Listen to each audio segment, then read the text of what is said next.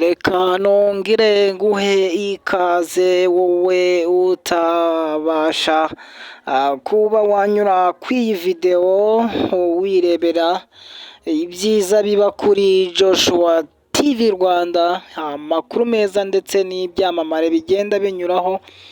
Reka tuguhe udukuru tugenda ducicikana. Uyu munsi ni umunsi wa Ferwafa ndetse hamwe na FIFA yaje gutangiza imikino y'abana U17, aho ikipe ya Rayon Sport y'abatoya y'abatarengeje 17 aho yari yakinnye na ekipe ya APR FC nayo y'abatarengeje 17. Uyu munsi rero nibwo habanjemo umukino wahuzaga ikipe ya Police Women Football Club ndetse na APR Women Football Club, naho umukino waje kurangira hari ibitego bibiri batandukanyije. Ibitego byatsinzwe ku munota wa 5 ndetse n'umunota wa 80 ku ruhande rwa polisi mu bakobwa, nabo baje kwishyura hagati aho ngaho kabisa neza cyane ku munota wa 70, ariko biba iby'ubusa aho baje gutera na penalite nibwo bayibonye, nibwo icyo gitego batsinze.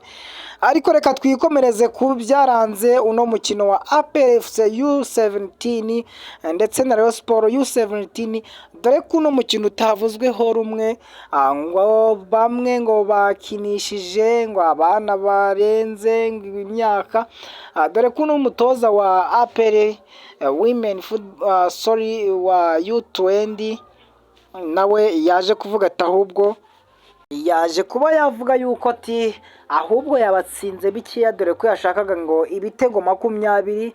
Noneho we akavuga ati baze batanga ikirego ko bakinye n'ikipe y'abarengeje 17, ngo we ariteguye, dore ko abakinyi bose be bafite iyo myaka 17. Ariko koko nk'uko bivugwa byari bigaragara neza cyane, dore ko bari babasumba n'igihagararo. Rwose twe twarebaga match twari twibaza tuti ese iyi kipe ya Rayon Sport irimo irakinisha abana ba 12? Ntago twagiye ku ruhande, ntago twanyuze ku rundi, ntacyo twari dufite cyo gukora. Icyo twari gukora twari guhanga amaso umukino wari uri kuba, ubundi tukakira n'ibivuyemo. Ni kuri Joshua TV, nta kindi ngwisabira nuko wajya kureba ibyo uno mutoza yavuze hano kuri Joshua TV wa Rayon Sport ndetse na APR FC, dore ko ari amakipe abahanganye cyane cyane. Ni Joshua TV Rwanda, kora subscribe kugira ngo tujye dukomezanya, ntiwibagirwe no gukora ku nzogera. Ni Joshua TV Rwanda, ciao ciao.